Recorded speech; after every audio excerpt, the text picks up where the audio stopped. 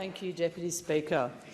None of the 250,000 Jewish Australians were untouched by the Holocaust.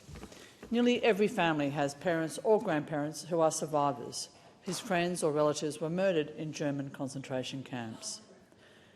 For those families, the collective grief and trauma of the Holocaust, the Shoah, the catastrophe, has never gone away. In the 7 long weeks since the incomprehensible terrorist attacks of October the 7th, the Jewish diaspora in Australia has been forced to reckon with that trauma again. For many in Jewish congregations across the country, including my electorate, the events of October the 7th and the disturbing, heartbreaking rise in anti-Semitism in this country since that time have caused acute concern regarding their own safety and that of their family members. October the 7th was not the start of anti-Semitism in Australia. As long as there have been Jewish Australians, there has been an undercurrent of anti-Semitism in this country. In recent years, that undercurrent has grown significantly. According to the Executive Council of Australian Jewry, during the 12 months to September 2022, 478 anti-Semitic incidents were logged by the volunteer community security groups, official Jewish state bodies and the ECAJ itself, an increase of 6.9% on the year prior. Those reports have increased significantly in recent decades. What those reports don't detail is the effect of those acts of anti-Semitism on Jewish Australians.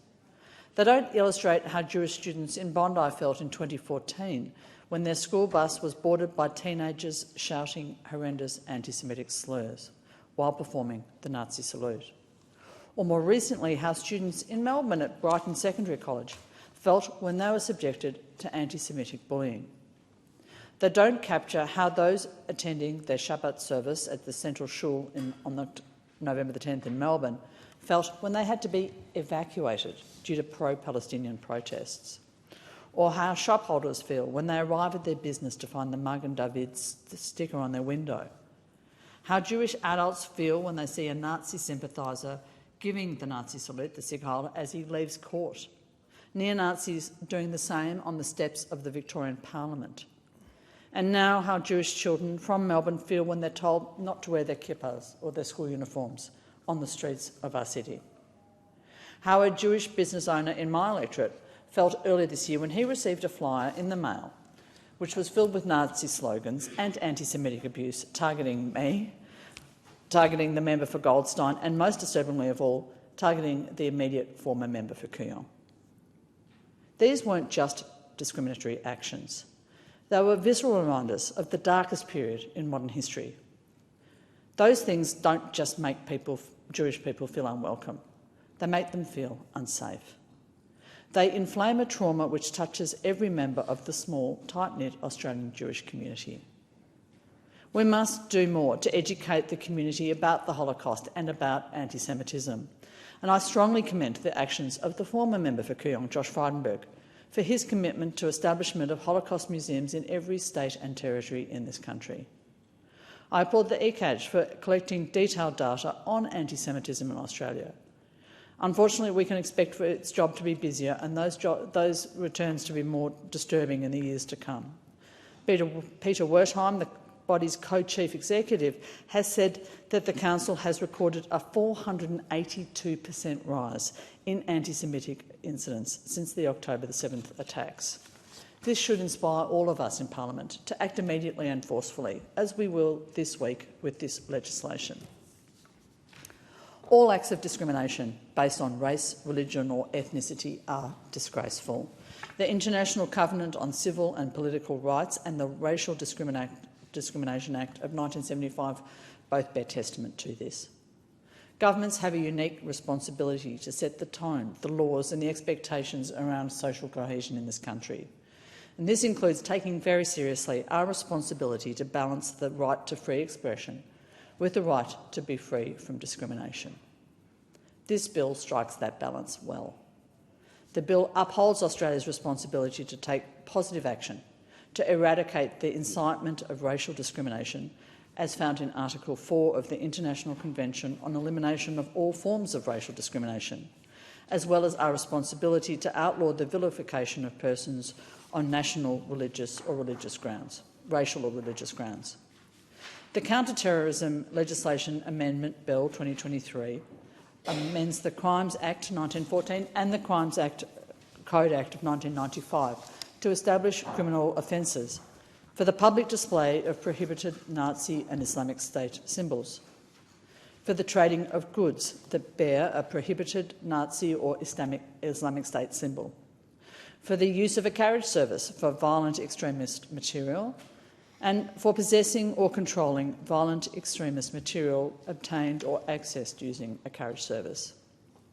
The bill also expands the offence of advocating terrorism to include instructing on performance of a terrorist act and praising the doing of a terrorist act in specified circumstances.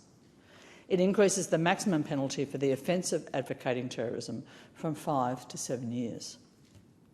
The ban on displaying or trading Nazi symbols is most pressing, given the rise of anti-Semitism over the last 7 weeks. This bill prohibits a person from knowingly and without reasonable excuse displaying a Nazi symbol. These symbols include the Hakenkreuz and the Nazi Doppelsieg-Rune, or the SS bolts, or images which closely resemble those symbols. Importantly, the sacred swastika used in the Buddhist, Hindu and Jain religious observances is exempt. There are also exemptions where a symbol is used or displayed for genuine religious worship or for academic, artistic or scientific purposes. The bill is not exhaustive. It does not stimulate bans on other Nazi symbols, and concerns regarding this fact have been expressed by Jewish community leaders. This will require close monitoring and regular review, and we may need to extend the breadth of this legislation. The government has now also proposed an amendment that will see the display of the Nazi salute criminalised. That salute has unfortunately been given a second lease on life in recent years by neo-Nazi hate groups such as the National Socialist Network and the Anti-Tibetan Resistance. These far-right extremist organisations have grown bolder in recent years, emerging from the shadows in an attempt to recruitment drives, perform Nazi salutes at rallies and most recently ambushing hikers outside Melbourne in 2021. In his 2023 annual threat assessment address, the Australian Security and Intelligence Organisation Director-General, Mike Burgess, warned us that ideologically motivated violent extremism accounts for about 30% of the agency's priority caseload. In a submission to a Senate inquiry earlier this year, Mr Burgess wrote of the proposal to criminalise the Nazi salute. He said, "Extremist insignia are an effective propaganda tool because they are easy to remember and to understand. They also transcend language, cultural and ethnic divides. Creating, distributing and understanding them is not limited to a select few or to one cultural or language group." I note that this bill has reached its final form following a rare partisan split on the Parliamentary Joint Committee on Intelligence and Security. The government intended initially only to criminalise Nazi hate symbols, not that Nazi salute. The coalition disagreed, urging for the salute to be covered as well. And I agree with them that it is appropriate, given the recent sharp increase in anti-Semitism, for the government to have reviewed and revised its position. I commend it for taking a hard line against Nazi salutes. We should always aspire to bipartisanship on matters of social justice and on protection of religious and individual rights. Deputy Speaker, in passing this bill, Parliament will be playing one of its most vital roles. It will be working to maintain social cohesion in this country. We must seek to unite our communities by supporting all faith, racial and ethnic groups in this multicultural mosaic of a country.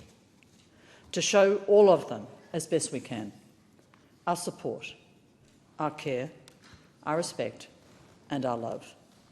To tell all Jewish Australians and Muslim Australians, as the Middle East conflict continues, that they matter, that they are valued and that their presence enriches our culture and makes us better.